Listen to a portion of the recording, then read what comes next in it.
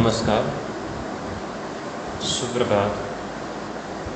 ધોરણ 9 વિષય ગુજરાતી, પ્રકરણ 10નું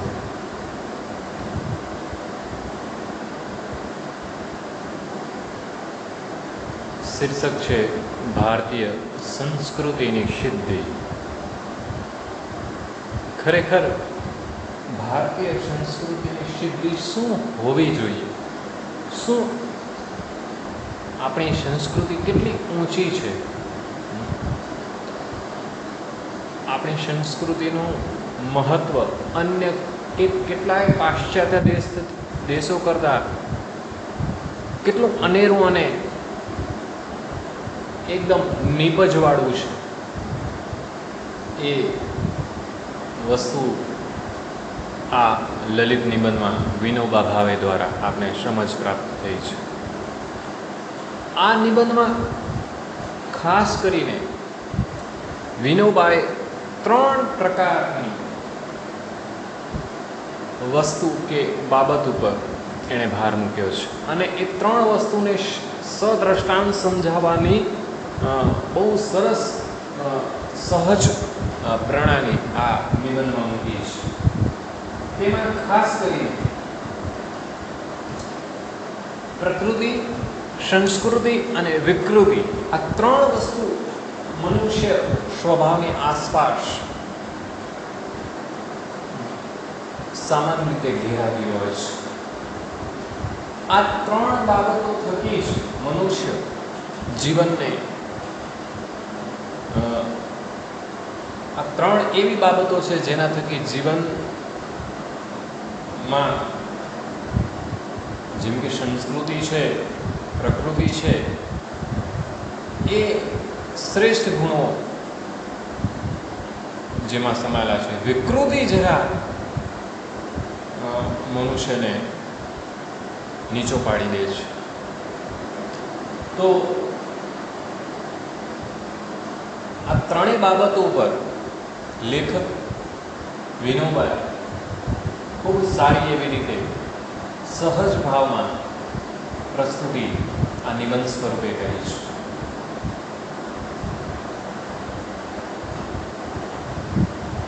માણસ અને પશુમાં ફર્ક ક્યાં રહ્યો છે એ સમજાવ્યું છે.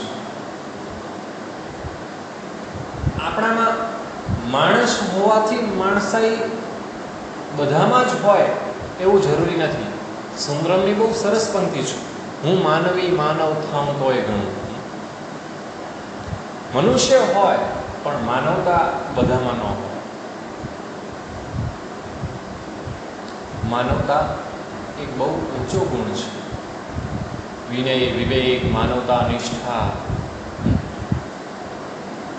આ બધા જ ગુણો દરેકમાં હોય એવું જરૂરી નથી.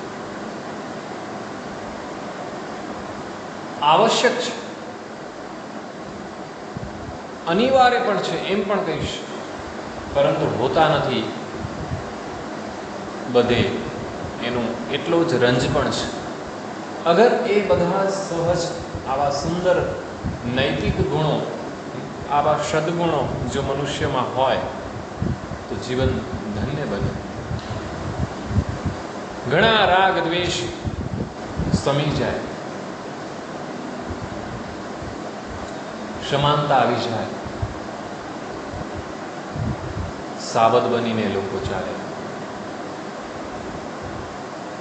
સજાગતા બધામાં હોય, સ્નિગ્ધતા મનુષ્યના અસ્તિત્વને ઊંચું કરી દે એવી હોય. આ બધી બાબતોની ચર્ચા આ નિબંધમાં બહુ સારી રીતે થઈ છે. કદાચ આ નિબંધને આપણે આપણા જીવન સાથે જોડી શકીએ એટલો અનેરો નિબંધ છે, અને મને એમ લાગે છે ક્યાંક ચિંતન પણ કરવા જેવું છે. ચિંતનાત્મક પણ બાબત હોય આમાં હશે, કેમ કે વિનોબાનું જે ગદ્ય છે એ સામાન્ય રીતે ચિંતન અથવા તો આપણે વિચારવા પ્રેરે તેવું છે. સીધા પ્રવેશ કરીએ નિબંધમાં, બહુ મજા પડે અને આપણે જીવનભરનું ભાથું બાંધી દે એવો એક શ્રેષ્ઠ નિબંધ છે. પ્રકૃતિ એટલે સહજ સ્વભાવ, આપણો જે નોર્મલ સ્વભાવ છે તે સહજ સ્વભાવ. સંસ્કૃતિ એટલે સહજ સ્વભાવથી ઉપર ઉઠવું. સંસ્કૃતિનો અર્થ થાય છે જે આપણો નોર્મલ સ્વભાવ છે, સહજ સ્વાભાવિક સ્વભાવ છે, એનાથી થોડું ઉપર ચડવું. અને વિકૃતિ એટલે સહજ સ્વભાવથી નીચે પડવું. આ પ્રકૃતિ છે એ વચ્ચે જ, સંસ્કૃતિ ઉપર લઈ જાય છે, ચડિયાતો બનાવે છે, આપણું અસ્તિત્વને ઓળખ ઊભી કરાવે છે. અને એ જ ને એ જ સામે પક્ષે એટલે કે જે પ્રકૃતિ છે એનાથી નીચે જો લઈ જાય, જો નીચે એટલે જ વિકૃત, એ આપણે નીચે લઈ જાય છે. બસ ત્યાંથી માણસને ઊભા થવું બહુ કઠિન હોય છે. પ્રકૃતિ વચ્ચે છે, નોર્મલ છે, સહજ છે. પ્રકૃતિ એટલે જ તો વચ્ચે છે, સહજ છે અને નોર્મલ છે. માણસની એક પ્રકૃતિ હોય છે, એક સંસ્કૃતિ અને એક વિકૃતિ. બહુ સરસ દ્રષ્ટાંતથી સમજાવે છે, બહુ સમજવા જેવી વાત છે મિત્રો. આ ફક્ત અભ્યાસક્રમની દ્રષ્ટિકોણથી જ નહીં, પણ એક આપણા જીવનમાં ઉતારવા જેવી એક બાબત છે. ભૂખ લાગે છે અને ભૂખ લાગતા માણસ ખાય છે, તે એની પ્રકૃતિ છે. આપણને ભૂખ લાગે અને જમીએ, એ આપણી પ્રકૃતિ છે, કેમ કે આપણે ભૂખ લાગી છે. ભૂખ ન લાગવા છતાં માણસ ખાય છે, તે એની વિકૃતિ છે. આપણે ભૂખ ન હોય છતાં પણ આપણે ખાવાનું ચાલુ રાખીએ, વારંવાર ખોસિયા રાખી મોઢામાં, એ આપણી વિકૃતિ દર્શાવે છે. અને ભૂખ લાગવા છતાં આજે એકાદશી છે એટલા વાસ્તે ભગવત સ્મરણ માટે માણસ ખાતો નથી, તે એની સંસ્કૃતિ છે. જે ઉપવાસ રાખીએ છીએ, અત્યારે તો શ્રાવણ માસનો આજે અંતિમ દિવસ, બરાબર, તો એ આ બધું આપણી સંસ્કૃતિ છે. આમ ઉપવાસ કરવો એ સંસ્કૃતિ છે. આપણે મહેનત કરીને ખાઈએ છીએ, તે આપણી પ્રકૃતિ છે. આપણે જાતે મહેનત કરવાનું ટાળીશું, બીજાની મહેનત લૂંટીને ભોગ ભોગવતા રહીશું, એ આપણી વિકૃતિ છે. આ બીજું દ્રષ્ટાંત આપ્યું. પહેલા જમવાના સંદર્ભે, હવે જો કામના સંદર્ભે, કે આપણે સામાન્ય રીતે મહેનત કરીને ખાઈએ છીએ, એ આપણી પ્રકૃતિ છે. પરંતુ બીજાની મહેનતને ચોરીએ છીએ, એ આપણી વિકૃતિ છે. આ વસ્તુ ભલે મોટાભાગના માણસોમાં દેખાતી હોય, તેમ છતાં આ માણસની પ્રકૃતિ નથી, વિકૃતિ જ છે. ભલે આ પ્રકારની વિકૃતિ પ્રાચીન કાળથી આજ સુધી દેખાતી હોય, તેમ છતાં આ કદાપી સંસ્કૃતિ હોઈ શકે નહીં, પરંતુ આપણા શ્રમથી પેદા થયેલી ચીજ પણ બીજાને આપ્યા વિના ભોગવવી નહીં. આપીને અને વેચીને જ ભોગવવી એ માણસની સંસ્કૃતિ છે. આપણે જે કંઈ મેળવીએ છીએ એ એનું કંઈક ને કંઈક આપણે એકલા ને એકલા આપણા પૂરતું ન કરીએ, બીજાને પણ આપીએ. કેમ કે જેમ કે શિક્ષણ છે, શિક્ષણ આપણે મેળવીએ છીએ, સાથે સાથે આપણે આપણી પાસે જ રાખશું ને, એ આપણી પ્રકૃતિ તો છે. આપણે સમજીએ છીએ આ બધું કે આપણે તો આપણી રીતે ખોટું ન કરીએ, એ આપણી પ્રકૃતિ છે. પરંતુ આપણે ખોટું નથી કરતા એમ બીજાને પણ શીખવીએ કે આપણે આ બાબતથી ખોટું ન કરવું, જ્યાં કચરો ન ફેંકવો જોઈએ. આપણે આ વસ્તુને સમજીએ છીએ અને બીજાને પણ સમજાવીએ કે જ્યાં ત્યાં કચરો ફેંકવો એને સમજાવીએ, સજાગ કરીએ, તો એ શું બને? સંસ્કૃતિ બને. માણસમાં અને પશુમાં ફરક છે, અંતર છે. આ અંતર અંતરને વધારવું, પશુપણામાંથી નીકળતા થઈને માણસપણા તરફ આગળ વધતા જવું, તેને સંસ્કૃતિ વર્ધન કહેવાય છે. વર્ધન એટલે આગળ વધવું, બરાબર?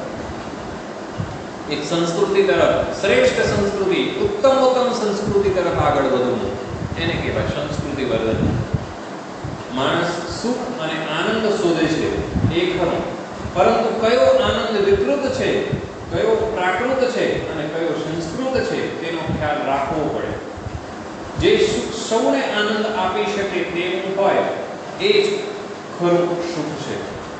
જે સુખ બધાને આનંદ આપી શકે, આપણા એકલા માટે, પર્સનલી માટે જ આનંદ આપે એવું નહીં, સર્વને આનંદ આપે એ શું છે? સંસ્કૃત. અને એ જ સુસંસ્કૃત આનંદ પણ કહેવાય છે. જેમ કહ્યું તેમ એ બધાને, સર્વને આનંદ, સર્વ સંસ્કૃત. જે આનંદ આપણને સંસ્કૃતિ તરફ લઈ જાય એ જ સાચો આનંદ છે.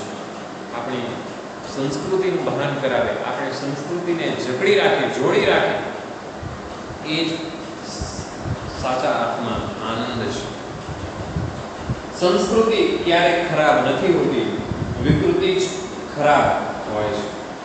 અને પ્રકૃતિને આપણે ન ખરાબ કહી શકીએ, ન સારી.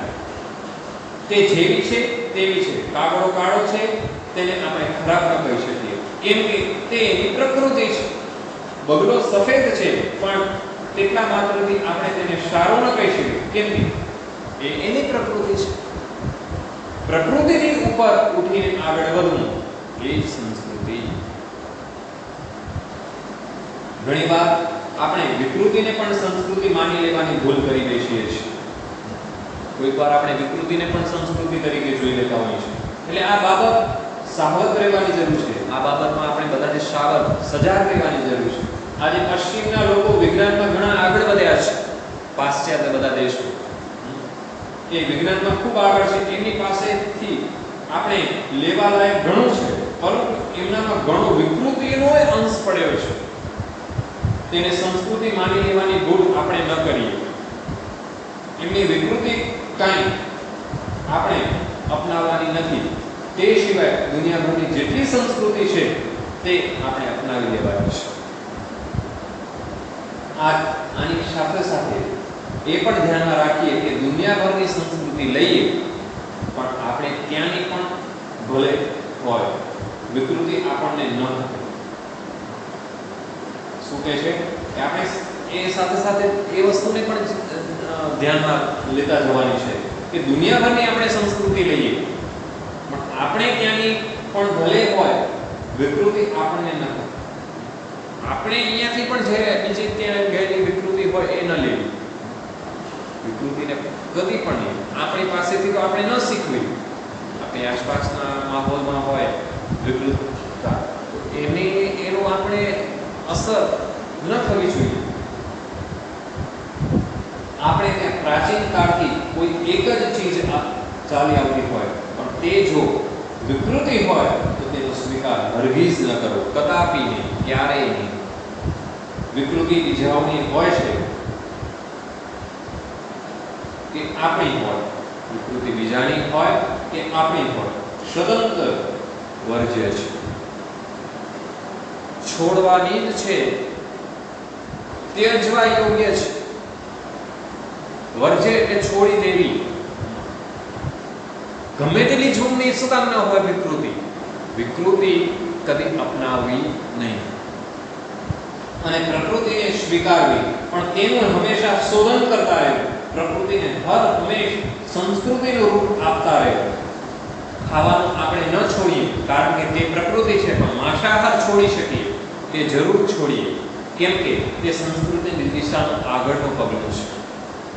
ખાવામાં સંયમ રાખી શકીએ તો જરૂર રાખીએ, કારણ કે તમે તેમ કરવાથી સંસ્કૃતિની દિશા તરફ પણ આપણે આગળ વધીશું. મારું તો માનવું છે કે વિજ્ઞાનની જેમ જેમ પ્રગતિ થતી જશે, માણસમાં વૈજ્ઞાનિક વૃત્તિ જેમ જેમ વધતી જશે, તેમ તેમ વિકૃતિઓ ક્ષીણ થતી જશે અને માણસ સંસ્કૃતિની દિશામાં આગળ વધતો જશે. બહુ આગ્રહ કરીને ખવડાવવું અને અક્રાંતિયા માફક ખાવું એ પણ વિકૃતિ જ છે. અક્રાંતિઓ એટલે ગમે આપો ને તો પણ ધરાય નહીં, એને અક્રાંતિઓ કહેવાય. સદંતર ખાધે જ રાખે. પણ આજે હજી માણસને આ સમજાવતું નથી. કેમ કે માણસ આપણી શરીર રચનાનું અને પાચન પ્રક્રિયાનું પૂરતું જ્ઞાન નથી. જ્યારે તેની શરીરનું અંતર્બાહ્ય જ્ઞાન થશે ત્યારે તેને તુરંત સમજાશે કે આ વિકૃતિ છે, તે છોડવી જોઈએ. માણસ કાયમ સંસ્કૃતિ વિકૃતિનું પૃથ્થકરણ કરતો રહેશે, એનું સતત વિશ્લેષણ કરશે કે શું છોડવું અને શું આપણે સાથે જોડવું. વિશ્લેષણ કરતો રહેશે, પ્રયોગો કરતો રહેશે અને પોતાની સાચી દિશામાં એ આગળ વધતો રહેશે. આવું ભારતમાં થયું છે.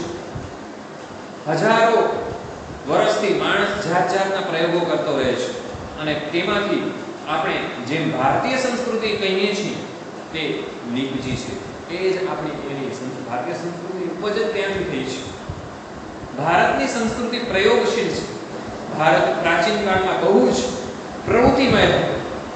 અહીં બહુ પ્રયોગો પણ થયા, તેનો નિષ્કર્ષ પણ નીકળ્યા, તેના ઘણા બધા નિષ્કર્ષ કારણો પણ નીકળ્યા અને તેમાંથી વિવિધ પ્રકારના શાસ્ત્રો પણ ઉભા થયા.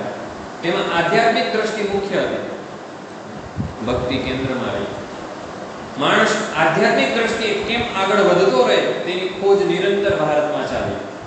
આવી બધી યોજનાઓ આપણા પૂર્વજોએ અનેક પ્રયોગો કરીને ઘડી છે અને આપણે બહુ એનો મોટો વારસો મળ્યો છે, હિસ્સો મળ્યો છે. ભારત માટે એમ કહેવાય છે કે આ એક મોટો સંપન્ન દેશ છે.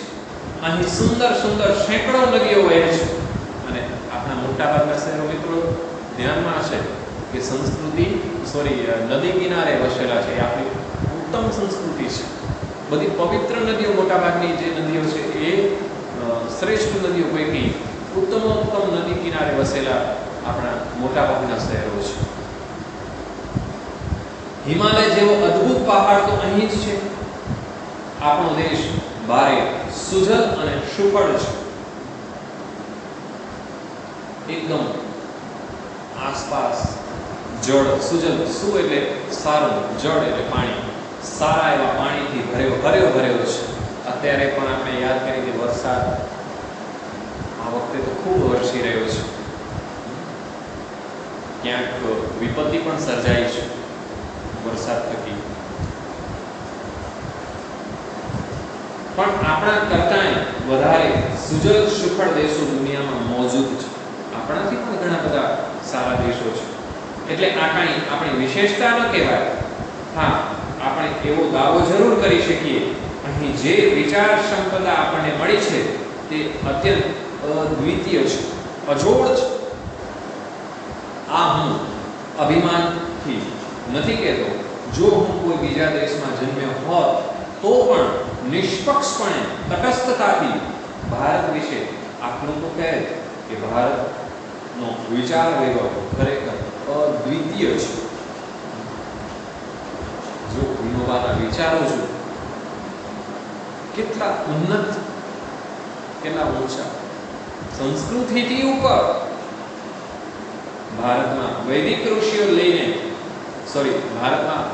ઋષિઓથી લઈને આજ સુધી શબ્દોની એક અખંડ પરંપરા ચાલી આવે છે. હું દુનિયામાં બીજા કોઈ દેશ એવો નથી જોતો જ્યાંની ભાષામાં 10,000 વર્ષોથી એનો એ શબ્દ ચાલ્યા આવતો હોય. ભારતમાં શબ્દ શક્તિનું જેટલા ઊંડાણથી ચિંતન થયું છે તેટલું બીજે ક્યાંય નથી થયું.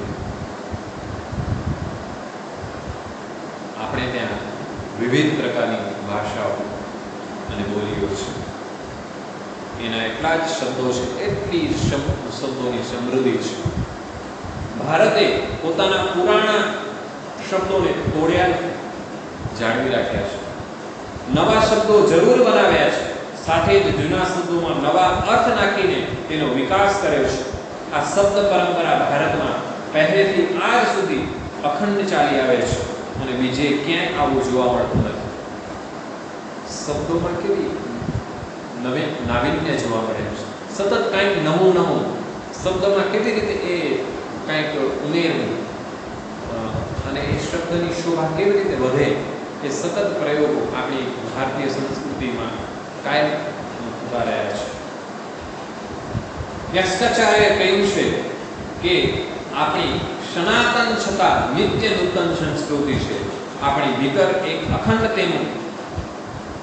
અખંડ તંતુ કાયમ જોડાયેલું છે. પુરાણા જમાનામાં કોઈ ઋષિ આજે આવે તો તેને આપણો બાહ્ય વેશ ભલે જુદો દેખાય પણ એને આપણામાં એવું કંઈક અવશ્ય દેખાશે જેને લીધે કઈ પૂછશે કે આ મારા જ બાળકો છે. આવનારા સમયમાં કોઈ ઋષિ આવે ને તો કદાચ એને ઘણું નવું દેખાશે પણ એ એટલી તો ઓળખ ચોક્કસ કરી શકશે કે આ જે છે એ છે તો મારું બાળક જ. આપણી ભીતર કોઈ શાશ્વત, સ્નિગ્ધ, ચવડ, કઠોર અને જીવતરવાળી વસ્તુ છે જે બદલાતી નથી. આ આપણું એક અનોખું બળ છે. ચવડ એટલે આપણે જે મુશ્કેલીથી પણ તૂટે નહીં ને એવી એક આપણા અંદર પરંપરા જળવાયેલી છે. હજારો વર્ષોનો આપણો પુરાતન દેશ છે. જ્યારે બીજા દેશોનો ઇતિહાસ આરંભ પણ નહોતો થયો ત્યારે આપણા પૂર્વજો ગૌરવ શિખર ઉપર પહોંચી ગયા હતા. અનેક પરિવર્તનો આવ્યા છતાં અહીંની પરંપરા અતૂટ રહી જે પ્રાચીનતમ કાળ સાથે આપણને જોડી રાખે છે. સ્થળકાળના ભેદો છતાં અહીં એકતાનું જ દર્શન આપણે થતું રહ્યું છે. અહીં કહેવાયું છે દુર્લભમ ભારતે જન્મ. આપણો આ ભારત દેશ પરમ પવિત્ર દેશ છે એમ આપણા પૂર્વજો પણ કહેતા રહ્યા છે. દુર્લભમ મહારાષ્ટ્રે જન્મ, દુર્લભમ ગુર્જરેશુ જન્મ એવા વચન તમને અહીં ક્યાંય નહીં મળે. તુલસીદાસ પણ કહે છે ભલે ભારત ભૂમિ ભલે કુલ જન્મ, એટલે કે 500 વર્ષ પહેલા ગુજરાતના કવિ નરસિંહ મહેતાએ પણ ગાયેલું ભરતખંડ ભૂતળમાં જન્મી જેણે ગોવિંદના ગુણ ગાયા રે તે ધન્ય છે આજ વાત અસમના શંકરદેવે અને માધવદેવે પણ કહી. ન નરસિંહ મહેતાએ ગુજરાતનો મહિમા ગાયો ન શંકર દેવે અસમનો મહિમા ગાયો. એકબીજાની ભાષા તો તેઓ જાણતા નહોતા, એકબીજાને નહોતા જાણતા, છતાં ભારત અમારી પુણ્ય ભૂમિ છે અને અમે તેમાં જન્મ પામ્યા તેથી ધન્ય થઈ ગયા એવું બંને અનુભવ્યું અને વ્યક્ત કર્યું. કોણ? નરસિંહ અને શંકર. એ તો બંને એકબીજાથી અજાણ, જોજનો દૂર, છતાંય એ પ્રાદેશિકતાને ભૂલીને એણે સમગ્ર ભારત ભૂમિને એક સમજી એવા ગુણગાન ગાયા છે કે આવી ભવ્ય સંસ્કૃતિ, ભવ્ય આ આપણી જે પુરાતનતા છે એને આપણે સમજાવ્યા છે. આ આપણી સંસ્કૃતિ છે એ સતત પરિવર્તનશીલ હોવા છતાં પણ આપણા કેટલાક એના અંશો છે એ અભિન્ન રહ્યા છે. આવી રીતે આખા ભારતનું અભિમાન એ કાંઈ પ્રકૃતિનું નથી બલકે સંસ્કૃતિનું છે. કોઈ પણ કવિ કે સર્જક આ ભારત ભૂમિનું જે ગુણગાન ગાય છે એ કોઈ એક અભિમાન નથી બલકે એ આપણી સંસ્કૃતિ છે. પરિણામ સ્વરૂપે આપણા મુખ પર આવી જાય છે, આપણા હૃદયમાં આવી જાય છે, હૈયે આવી જાય છે. જ્યાં એવી ભાષાઓ છે કે જે ન જાણતો હોય તેને શીખતા વર્ષો નીકળી જાય એવી વિભિન્ન ભાષાઓ અને અપરંપાર વિવિધતાવાળા આ ભૂખંડને એક દેશ માનવો એ સંસ્કૃત છે. આખા ભૂમિખંડને, ભૂખંડ એટલે કે સમગ્ર ભૂમિખંડને આપણે દેશ માનીએ છીએ એ પણ આપણી મોટી સંસ્કૃતિ છે. પ્રકૃતિની ઉપર ઉઠીને આ સંસ્કૃતિ સધાય છે, બંધાણી છે, જોડાઈ છે. એવી ભારતીય સંસ્કૃતિને આપણે જાળવવાની છે અને આગળ સતત એનું કેવી રીતે એને સતત એને કેવી રીતે આપણે એને વધુ એમને વિકસાવીએ, વધારીએ, એનું ઉત્સર્જન કરીએ, એનું કેવી રીતે એનું સતત એને આગળ ને આગળ વર્ધન કરીએ, સંસ્કૃતિનું વર્ધન કરીએ, તો સાચા અર્થમાં એક આપણે ભારત માતાના સંતાનો કહેવાયશું. એ જ આપણી જીવન જીવવાની સાર્થકતા તરીકે પુરવાર થશે એવું માનવું સહેજ પણ ખોટું નહીં હોય. તો મિત્રો, સુંદર મજાની ચર્ચા વિચારણા 3 બાબતો પર આપણે વિનુભાઈ જકડીને આપણી સાથે જાણે કે બેઠા હોય, ચર્ચા કરતા હોય એવા સ્વરૂપે આપણી સાથે સહજ ભાષામાં વાત કરી. પ્રકૃતિ, પછી સંસ્કૃતિ અને વિકૃતિ. હવે આપણે વાસ્તવમાં આ ત્રણેય વસ્તુનો જે સભાન થયા છે, તો જીવનમાં પણ આપણે કઈ બાબતોને સ્થાન આપવું, સન્માન આપવું, સમજવાનો પ્રયત્ન કરવો, સચ્ચાઈ શું છે, ખોટું શું છે, એના વચ્ચેનો ભેદ સમજવો, આ બધી જ વસ્તુઓ આપણને આ બધા શ્રેષ્ઠ ગજાના નિબંધો અને આવા સર્જકો દ્વારા આપણે પ્રાપ્ત થતું હોય છે. સાહિત્ય સતત કશું ને કશું આપ્યા કરે છે, એટલે એ પણ એક સંસ્કૃતિનો એક મોટો વિષય છે. ખેર, ઘણી બધી ચર્ચાઓ થાય છે. હવે હું ઈચ્છું કે ઘણા બધા મિત્રો હજુ પણ હોમવર્ક નથી મોકલતા, મોકલે છે એ ગણ્યા ગાંઠ્યા મિત્રો છે જે મારા પાસે નોંધેલા છે અને કદાચ યાદ રહી ગયા છે, કારણ કે નિયમિતતા છે એનામાં. જેનું નામ લેવું મને ગમશે, પણ સામે પાસે એ પણ છે કે એટલા જ બીજા પણ એટલા આળસુ મિત્રો છે જે હજુ પણ હોમવર્ક નિયમિત રીતે મોકલતા નથી. એની પણ નોંધ, એની પણ નામાવલી લાંબી છે. તો એ નામાવલી ધીરે ધીરે ઘટી જાય અને જે હું ઈચ્છું છું કે આપણા મિત્રો જે સતત હોમવર્ક મોકલાવે છે, નિયમિત વર્ગ કાર્ય, ગૃહ કાર્યને પૂર્ણ કરે છે, સમજે છે અને આગળ વધતા રહે છે, અને નિયમિતતા અને જેણે જાળવી રાખી છે એમને અભિનંદન. ફરી એકવાર આ સ્વાધ્યાય અને તેના પ્રશ્નો